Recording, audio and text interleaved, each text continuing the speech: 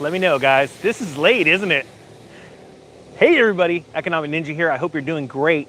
We're going to talk about the inflation rate in Ireland. We are also going to talk about, and you know what, I had to fly all the way out here just to give you this story.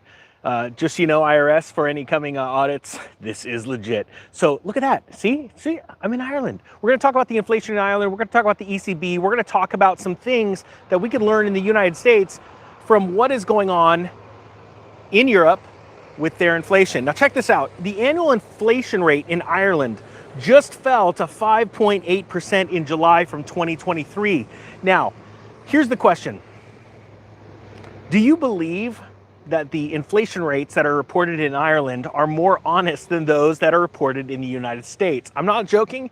I believe they are.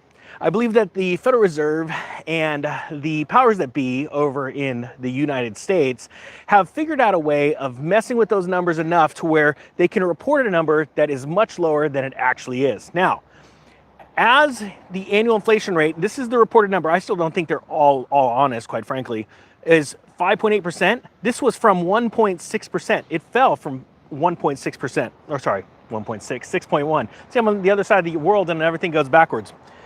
In the previous month, that logged the softest reading since February of 2022. Consumer prices dropped by 6.3% for education and by 4.5% for transportation due to the lower cost of diesel and petrol. Now, what's interesting is right now in the United States, we're seeing an increase in the oil price. We're seeing added taxes like places in California where they're actually going to be adding taxes right now.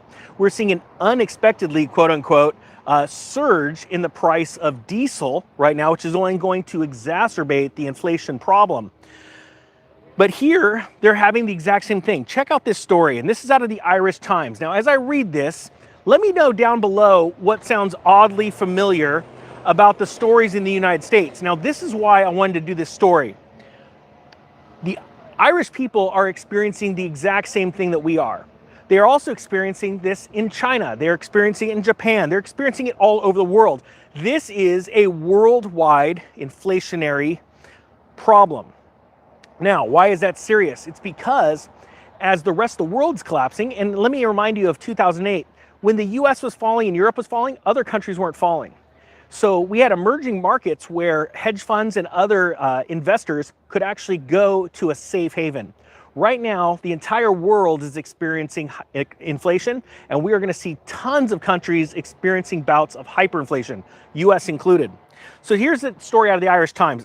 Irish inflation falls to 18-month low of 5.8% as costs of basic items drop. Now, I will argue that Europe is ahead of the trend when it comes to their inflation fight. Why?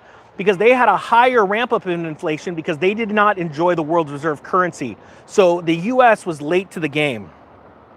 And I believe that we can take a lot of lessons from this.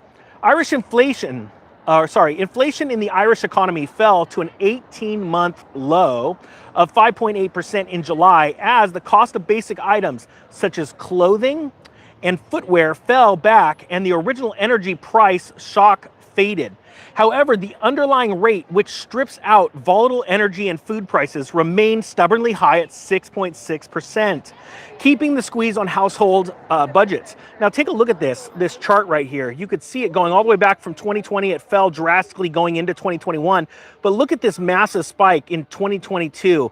That spike was equal to 9% inflation. Then it's just drastically falling to where we see it now at 5.8%.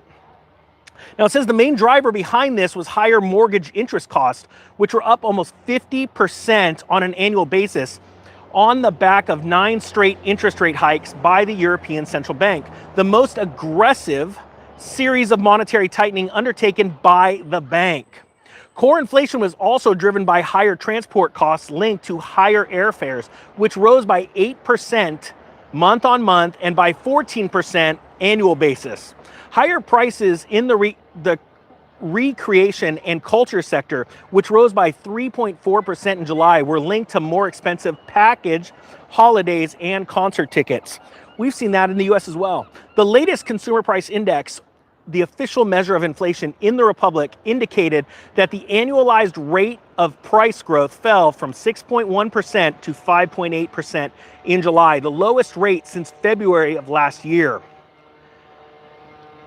On a monthly basis, prices rose by 0.2%, the Central Statistics Office said.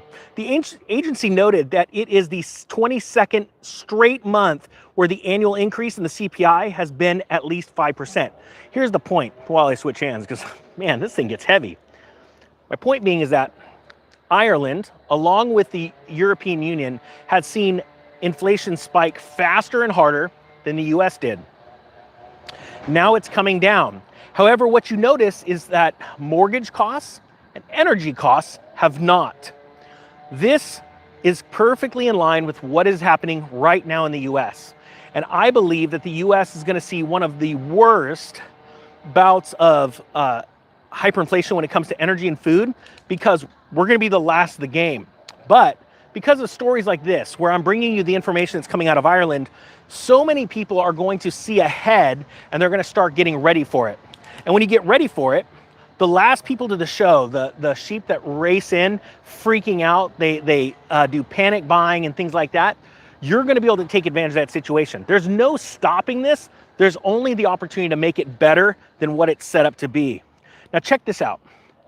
Prices in this sector rose, the division that exhibited the largest price increase in 12 months of July was housing, water, electricity, gas, and other fuels, with prices on average up 16.5%. So we're talking double-digit gains in, again, housing and energy. This is what is coming to the United States. Prices in this sector rose mainly due to an increase in the cost of mortgage interest repayments, rents, electricity, gas, and solid fuels. The cost of electricity increased by 32%, while the gas prices rose more than 45%. If you remember, just a few weeks ago, 2 or 3 weeks ago, we saw in the Eurozone, we saw a natural gas rise by 40%. Think about that. Give me an example of why you would think that it would have to spike that high in less than a week. Absolutely massive spike, but I believe those spikes are coming to the US. It says right here, prices in the recreation and culture category rose by 13.9% year on year. This was linked to more expensive package holidays, which increased by 64% compared with July of 2022. Now, so they're still seeing travel and leisure rising. Now, I believe that you are seeing that dropping in the United States because people don't simply have the money to go and fly places. Airline tickets have dropped for 4 consecutive months. And that's important to note because it shows that the consumer is tapped out. It shows that the consumer is now done spending money on extravagant trips, leaving their area of life where they live, and they're doing more staycations, shorter trips. You're seeing people driving 100 miles, 200 miles maybe for a vacation. But here's the problem with this sudden uptick in that was unexpected, but it was expected. You all expected it. In the price of diesel, and it's translating to higher fuel prices right now, then those are going to start to curtail. So we'll start to see AAA and other companies that track this kind of stuff follow, how many people decided, you know what, I'm not going to take that vacation 100 miles, 200 miles away. I'm going to stay closer to home. And I think that's really important to note, because as you see the consumer start to regress, that's when you know the end is nigh when it comes to this economic collapse being fully visual in everybody's mind. Everybody believes right now that the economy is hurting, right? Everybody, you can't even get a family or a friend to disagree with that. Everybody gets it. But the fact of the matter is they don't live like it's happening yet. That won't happen until it's in the mainstream press. Guys, I hope you have a great day. To everybody in the US, I hope you're having an awesome day. This weather is amazing in Ireland. It's not 106 degrees. The Ninja's just enjoying shorts with a beautiful 68-degree day. Hopefully you have a great day. The Economic Ninja is out.